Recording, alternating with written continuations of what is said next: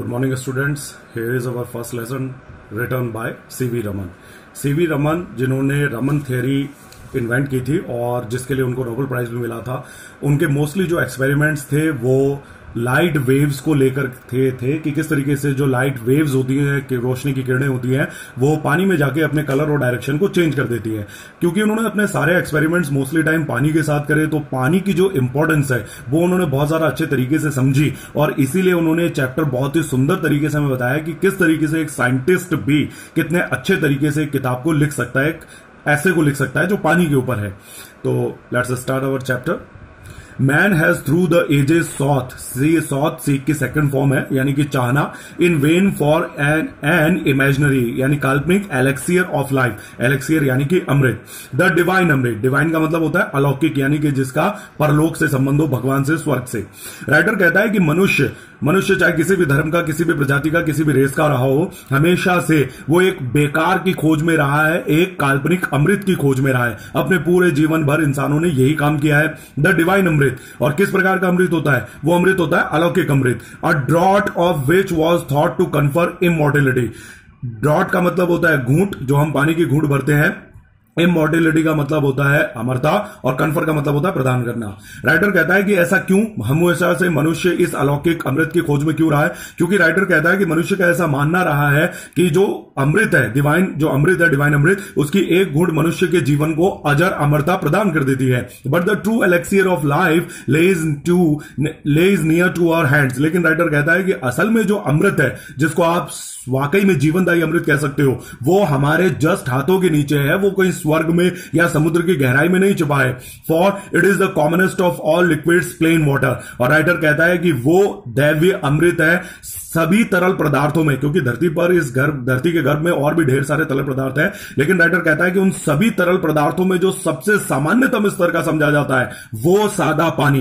यानी राइटर कहते हैं कि जो सादा शीतल जल है हमारे हाथ, हमारे पांव की जमीन के नीचे, जिसको हम सभी तरल पदार्थों में सबसे सस्ता और चीप किस्म का समझते हैं। हम क्रूड ऑयल को महंगा समझते हैं, हम दूसरे अन्य लिक्विड को महंगा समझते हैं, लेकिन पानी को हम सबसे व्यर्थ और सबसे सस्ता समझते हैं। लेकिन राइटर कहता है कि असल में मनुष्य जो सदा से जिस दैवीय अमृत की खोज करता आया है, उसके पीछे पागलों की तरह अपनी जिंदगी लुटाता आया है, असल में वो अमृत है सादा पानी।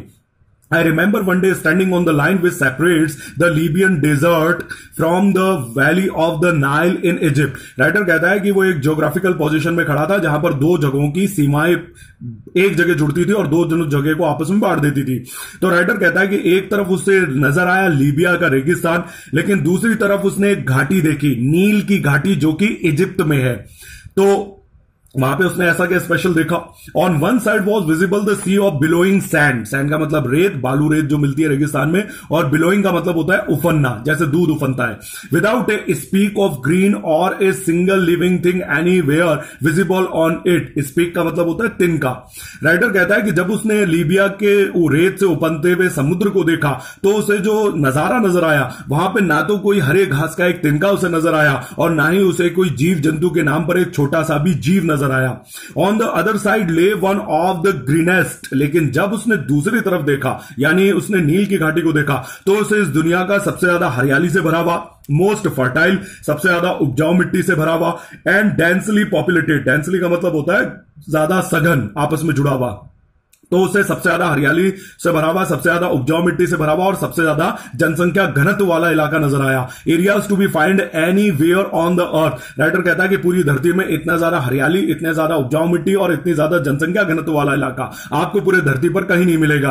Teeming with life and vegetation. Teeming का मतलब होता है लबालब भरा होना, जैसे कि चाय का प्याला या फिर पानी का गिलास भरा होता है। Teeming with life and vegetation, एक ऐसा धरती का इलाका, यानी नील की घाटी की बात करते हुए कह रहा है, जो पूरी तरीके से जीवन और पूरी तरीके से हरियाली से भरा हुआ है। तो क्या चीज है जिसने दो एक ही जगह के दो अगल बगल के इलाकों में इतना भयंकर अंतर पैदा किया? तो राइटर पूछता भी है, what made this wonderful difference? Writer कहता है, आपको क्या लगता है कि किसने ये भयानक अंतर पैदा किया? Why? It is the water of river Nile. Writer कहता है कि ये जो अंतर पैदा किया है ये नील नदी के पानी ने किया। ये क्वेश्चन का आंसर भी है, तो मोस्ट ऑफ द स्टूडेंट्स या फिर जो पास बुक्स हैं उसके अंदर ये लिखा है कि पानी ने अंतर पैदा किया, लेकिन जो हमारा कंप्लीट आंसर है वो ये है, water of the river Nile, यानी नील नदी के पानी ने किया है, कोई बारिश का पानी और दूसरी नदी के पानी ने नहीं। Flowing down to the Mediterranean. Mediterranean का मतलब होता है भूमध्य सागर from its sources a couple of thousands of miles away. Writer ने हमें ये भी बता दिया कि जो नील नदी है, उस नील नदी का जो अंतिम स्थल है वो है भूमध्य सागर, यानी वो नील की घाटी से गुजरती हुई सीधा मिलती है मेडिटेरेनियन सी में, भूमध्य सागर में। अब राइटर ये भी बताए कि ये आती कहां से है, तो इसका उद्गम स्थल है नील की घाटी से कुछ हजार मीलों की दूरी पर, लेकिन कहां से तो वो आगे बताएगा।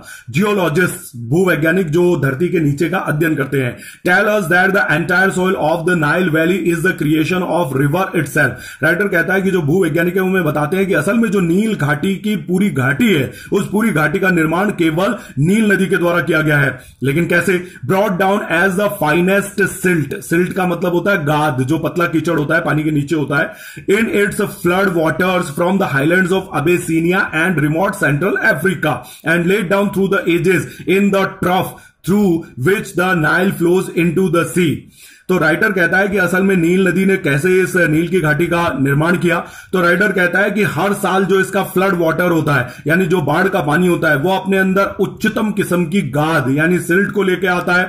लेकिन ये गाद और सिल्ट कहां से लेके आती है नील नदी? तो नील नदी का उद्गम स्थल, ओरिजिन भी हमें बता दिया है, वो है हाईलैंड्स ऑफ अबेसिनिया। हाईलैंड्स का मतलब होता है ऊंचे पहाड़। तो अबेसिनिया के जो सबसे उच्चतम शिखर है ये वहां से निकलती है। लेकिन उसके अलावा जो रिमोट सेंट्रल अफ्रीका है, रिमोट का मतलब दूरागामी, सबसे बिल्कुल सेंटर में, केंद्र में स्थित, तो जो दूरागामी सेंट्रल अफ्रीका है, ये दो जगह से निकलती है, हाईलैंड्स ऑफ अबेसिनिया से और रिमोट सेंट्रल अफ्रीका से। वहां से गुजरती हुई ये नील नदी की जो घाटी है, ट्रफ का मतलब होता है घाटी, जो नील नदी की घाटी है वहां से गुजरती है। और जब ये वहां से गुजरती है तो वो जो घाटी होती है, उस घाटी के दोनों तरफ अपनी गाद की परतों को बिछाती गई, बिछाती गई, बिछाती गई, through which the Nile flows into the sea, और अंत में जाके कहां मिल गई? मेडिटेरेनियन सी में। Egypt in fact was made by it's river. Writer कहता है कि दरअसल आप सीधे शब्दों में कह सकते हो कि इजिप्ट का जो निर्माण है वो केवल नील नदी ने किया है। Its ancient civilisation was created and is sustained by the life giving waters which come down year after year with unfailing regularity. Writer हमें यह भी बता दे कि हमें इजिप्ट के बारे में एक बात और ध्यान होनी चाहिए, अगर हमने हिस्ट्री ढंग से पढ़ी और समझी है, कि इजिप्ट में जो सभ्यता थी, एंशिएंट सिविलाइजेशन, वो इस दुनिया की सभी सभ्यताओं में सबसे ज्यादा हाई टेक्नोलॉजी वाली थी। वैसे सभ्यताएं बहुत सारी थी, काली बंगा, पीली बंगा, हड़प्पा, मोहनजोदड़ो और दुनिया भर की, लेकिन जो इजिप्ट की सभ्यता थी वो सबसे ज्यादा आधुनिक तकनीक से भरी थी। फॉर एग्जांपल अगर हम उनके पिरामिड्स को देखें, जो एक ऐसी कॉम्प्लेक्स, एक ऐसी जटिल बिल्डिंग का रूप है जिसके अंदर घुसने का रास्ता और उसको बनाने की तकनीक आज भी हमारे साइंटिस्ट की समझ में, इन्वेंटर्स की समझ में नहीं आती है। तो हम समझ सकते हैं कि वो सभ्यता बहुत फली फूली और बहुत अच्छी तकनीक वाली थी, लेकिन उसके फलने फूलने का जो उसका निर्माण जो था इजिप्ट की सभ्यता का, राइटर कहता है कि वो भी केवल नील नदी ने किया था। और आज भी इजिप्ट के अंदर जो जीवन चल रहा है उसको भी जीवन देने का काम इस नील नदी के जीवनदायी पानी का है। और ये जो नील नदी का जो पानी है ये साल दर साल बिना किसी अनियमितता के सदियों से चला आ रहा है, यानी कभी वो सूखता या खत्म होता नहीं है, उसमें कोई रेगुलरिटी नहीं आती है। Next paragraph. I give this example and could give many others to emphasize that this common substance which we take for granted in our everyday life is the most potent and the most wonderful thing on the face of our earth. Writer यहां पर यह भी कह दे कि मैंने अभी जो ऊपर आपको एग्जांपल दिया लीबिया के रेगिस्तान और नील की घाटी का, मैं ऐसे सैकड़ों और एग्जांपल आपको ये दे सकता था, यह समझाने के लिए कि वो पानी जिसको हम सबसे ज्यादा सामान्यतम किस्म का पदार्थ समझते हैं, टेक फॉर ग्रांटेड एक फ्रेजल वर्ब है, एक फ्रेज है, यानी वाक्य है जिसका मतलब होता है किसी चीज को हल्के में लेना। तो राइटर कहता है कि वो तरल पदार्थ जिसको हम अपनी रोजमर्रा की जीवन में सबसे ज्यादा हल्के में लेते हैं वो असल में मोस्ट पोटेंट, पोटेंट का मतलब होता है गुणकारी। तो राइटर कहता है वही असल में सबसे ज्यादा गुणकारी तरल पदार्थ है जो हमारी इस धरती पर पाया जाता है। It has played a role of vast significance, vast का मतलब होता है वृहद, विशाल, सिग्निफिकेंस इन शेपिंग, सिग्निफिकेंस यानी महत्वपूर्ण, in shaping the course of the earth history. Writer कहता है कि सिर्फ इतना ही नहीं, पूरी इस धरती का जो इतिहास है, यानी धरती का जो निर्माण हुआ है, उस निर्माण को करने में केवल पानी का महत्वपूर्ण रोल है। सिर्फ पानी का नहीं है, लेकिन पानी का भी रोल है और बहुत महत्वपूर्ण रोल है।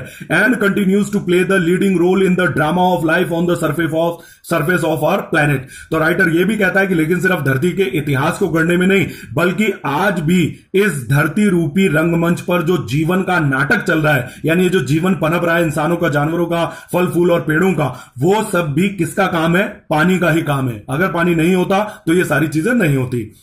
Next third paragraph.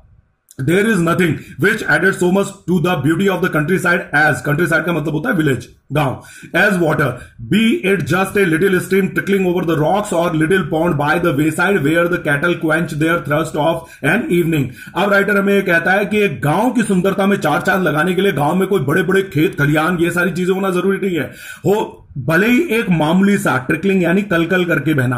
तो राइटर कहता है कि भले एक छोटा सा स्ट्रीम, एक छोटा सा झरना हो जो पत्थरों के ऊपर कलकल करके बहता हो, या फिर एक सड़क किनारे बना हुआ छोटा सा पॉन्ड यानी कि तालाब हो जिसपे शाम के समय कैटल यानी कि मवेशी आकर, क्वेंच का मतलब होता है प्यास बुझाना, शाम के समय उस तालाब पर आकर अगर वो अपनी प्यास बुझाते हो मवेशी, तो राइटर कहता है कि इन दोनों में से एक भी पानी का जो स्रोत अगर गांव में है तो वो गांव की सुंदरता में चार चांद लगा देता है। The rain fade tanks, rain fade tanks हम कह सकते हैं जोहड़, कुइयां, जो राजस्थान अगर हम झुंझुनू वगैरह इधर इलाकों में जाएं तो हमें ढेर सारे कुइयां, जोहड़ ये सारे देखने को मिलेंगे जो वर्षा जल संग्रहण के काम में आते हैं, बारिश का पानी इकट्ठा करने के काम में आते हैं और उसका बहुत सारे वेरियस यूज है। उस इकट्ठा पानी को जानवर पी सकते हैं, उस इकट्ठा पानी से खेती की जा सकती है। अगर हम सीमेंटेड कुइयां या जोहड़ बना लेते हैं तो उस पानी को गर्मियों में पीने के काम में भी लिया जा सकता है।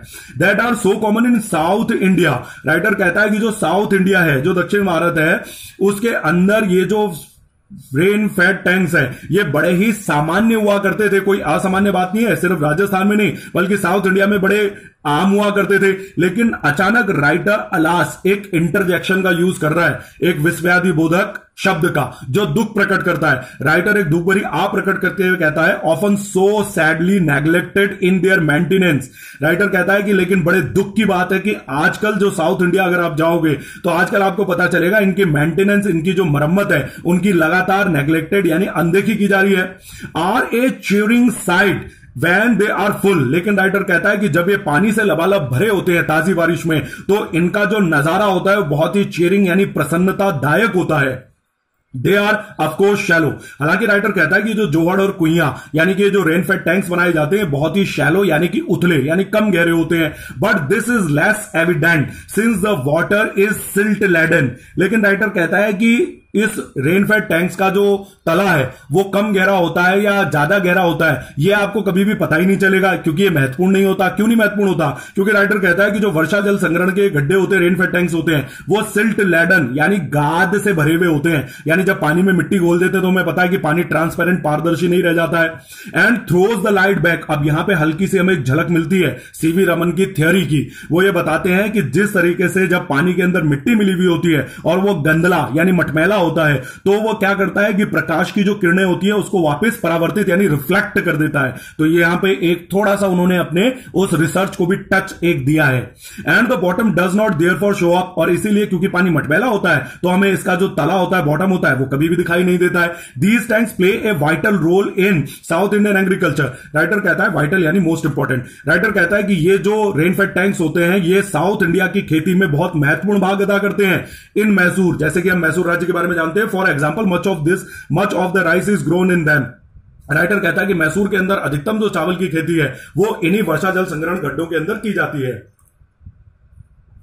Some of these tanks are surprisingly large। लेकिन राइटर कहता है कि अगर आप दक्षिण भारत जाओगे तो बड़े ही आश्चर्यजनक रूप से आपको पता चलेगा कि बाकी के राज्यों के अपेक्षाकृत जो साउथ इंडिया में बनने वाले रेन फेड टैंक्स होते हैं वो बहुत ही ज्यादा विस्मयकारी रूप से बहुत बड़े होते हैं। And it is a beautiful sight to see the sunrise और set over one of them.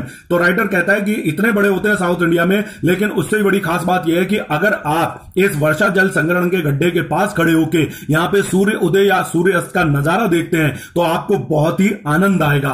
Water in a landscape may be compare to the eyes in a human face. अब राइटर अचानक यहां पर एक कवि की तरह, एक फिलोसफर, एक दर्शन शास्त्री की तरह बात कर रहा है।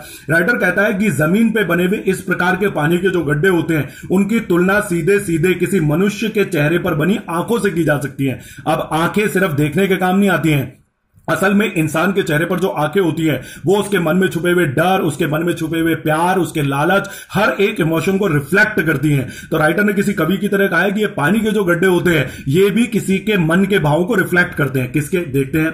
It reflect the mood of the are. असल में ये जो वर्षा जल संग्रहण गड्ढे होते हैं ये हमें गांव के या ये कह लो सीधे सीधे जो किसान के मन के भाव होते हैं उसको परिवर्तित करके रिफ्लेक्ट करके दिखाते हैं। कैसे? Being bright and gay. Gay का मतलब होता है हैप्पी यानी कि प्रसन्न। Being bright night and gay when the sun shines. Writer कहता है कि जब गांव में सूरज चमचमाता है और ढेर सारा पानी होता है, यानी खेती के लिए बढ़िया समय होता है और किसान खुश होता है, तो ये गड्ढे भी क्या करते हैं, सूरज की रोशनी को रिफ्लेक्ट करते हैं और बड़े चमचमाते हुए सुंदर नजर आते हैं। Turning to dark and gloomy, अंधकार का कविता में जो अंधकार का मतलब होता है, अंधकार का कविता में मतलब होता है ग्लूमी, यानी दुख से भरा हुआ। When the sky is overcast, लेकिन जब बहुत सारी बारिश होती है, आसमान में बादल आ जाते हैं, फसल को, खेती को धूप नहीं मिल पाती है, तो किसान भी दुखी हो जाता है। लेकिन किसान के साथ साथ ये जो रेनफेड टैंक्स होते हैं, ये भी उसके मन के दुख को प्रकट करने लगते हैं। One of the most remarkable facts about water is its power to carry silt और finally divided soil in suspension. अब राइटर जो लास्ट पैराग्राफ है हमारा चौथा, उसमें एक बहुत ही अलग पानी के बारे में एक डिफरेंट बात बता रहा है। राइटर कहता है कि पानी की जो सबसे उल्लेखनीय ताकत होती है, वो ताकत होती है अपने अंदर गाद को, सिल्ट को बहाकर ले जाना, या फिर अगर दूसरा राइटर कह रहा है कि ये जो सस्पेंशन है, यानी कि अगर हम मिट्टी को पानी के अंदर घोले तो कुछ देर में क्या होगी, वो नीचे बैठ जाएगी। तो राइटर कह रहा है कि पानी के दो उल्लेखनीय जो ताकतपूर्ण उसके उपलब्धि हैं, वो ये होती है कि पहली बात, वो गाद को बहा के ले जा सकता है, दूसरी बात, वो उसी गाद को ठहरने पर वापिस अपने नीचे बिठा देता है, अपने अंदर हमेशा के लिए समा नहीं लेता है। और राइटर कहता है कि सबसे खूबसूरत बात होती है, क्यों, this is the origin of the characteristic colours of the water in rain fade tanks. Writer कहता है कि लेकिन इस बात को छोड़ के, वो यानी ऊपर जो उसने बात बताई कि पानी अपने अंदर मिट्टी को समा लेता है, उसके रंग को घोल लेता है, लेकिन समय पड़ने पर उसको नीचे भी बिठा देता है। तो राइटर कहता है कि रेनफेड टैंक्स के अंदर जो गड्ढा होगा, उस गड्ढे के अंदर जो पानी का कलर होगा, वो पानी का कलर उस मिट्टी पर निर्भर करता है कि वो किस प्रकार की मिट्टी बहा के लेके आया है। दिस कलर वेरीज, हालांकि जो वर्षा जल संग्रहण के गड्ढे होते हैं, राजस्थान के हैं तो उनका रंग अलग होगा, झालावाड़ के हैं तो अलग रंग होगा, और अगर साउथ इंडिया के तो अलग होगा, क्योंकि हर जगह की मिट्टी उपजाऊ, कम उपजाऊ, रेतीली, इस प्रकार की अलग अलग होती है। This colour varies of the earth in the catchment area. Catchment area क्या होता है, असल में हम मान लेते हैं कि हमारे पास में हमने एक कुइयां, एक जोड़ बनाया। अब इस जोड़ और कुइयां में सिर्फ आसमान से पानी आएगा, हम इसलिए थोड़ी कर सकते हैं, तो हम क्या लेते हैं, यहां पर एक बहुत बड़ा गांव लेते हैं, गांव, बस्ती, इलाका, कुछ भी, लेकिन हमें यह ध्यान रखना होगा कि गांव की जो ढलान है वो इस गड्ढे की तरफ होनी चाहिए, ताकि बारिश का जितना भी पानी आए वो आके इसमें इकट्ठा हो जाए। तो ये तो हो गया हमारा रेनफेड टैंक्स, और ये हो गया हमारा कैचमेंट एरिया। तो राइटर कहता है catchment area and is most vividly immediately after a fresh inflow flowing rain. Writer कहता है कि अगर आपको यह पता करना है कि जो कैचमेंट एरिया है उसकी मिट्टी का रंग कैसा है, तो आप सीधे सीधे जब तत्काल बारिश होती है उसी समय जाके आप रेनफेड जो टैंक है उसके पानी के कलर को देखो, तो आपको उस पानी के कलर को देख के पता चल जाएगा कि जो कैचमेंट एरिया है उसकी मिट्टी किस प्रकार की है। स्विफ्टली फ्लोइंग, स्विफ्टली यानी फुर्ती से, swiftly flowing water can carry fairly large and heavy particles. Particles का मतलब होता है छोटे छोटे कण। राइटर यहां पे कहता है कि तेजी से बहने वाला जो गतिपूर्ण पानी होता है वो अपने अंदर छोटे छोटे ढेर सारे जो कण होते हैं, चाहे वो पत्थर के हों, चाहे वो मिट्टी के हों, चाहे किसी भी पदार्थ के हों, अपने अंदर बहा के ले जा सकता है। The finest particles however remain floating with in the liquid in spite of their greater density. Writer कहता है कि भले ही आप मिट्टी 10 किलो घोल दो पानी के अंदर या 10,000 टन घोल दो, लेकिन उससे पानी को कोई फर्क नहीं पड़ता है। पानी उस 10,000 टन मिट्टी के छोटे छोटे जो पार्टिकल है उनको बहाकर अपने अंदर ले जाएगा, उससे कोई फर्क नहीं पड़ता कि पार्टिकल कितने डेंसली जुड़े हुए हैं, यानी पानी में बहुत ताकत है। And are carry